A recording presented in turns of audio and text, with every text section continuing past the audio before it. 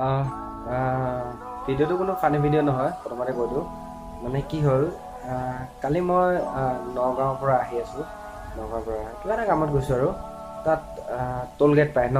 টোল গেটত চবকে দেখিছোঁ পূৰা একদম গাড়ী ৰখাই ৰখাই পূৰা ধৰিছে, কিবা কিবি ফাইন কাটিছে, কিবা কাটিছে। তাৰপিছত মই যেতিয়া পূৰা মানে সিফালৰ পৰা আহি আছোঁ, মানে ঘৰলৈ আহি আছোঁ নগাঁৱৰ পৰা ঘৰলৈ। তাৰপিছত আহি আছোঁ মোক ডাইৰেক্ট এনেকৈ কৈছে, যা যা।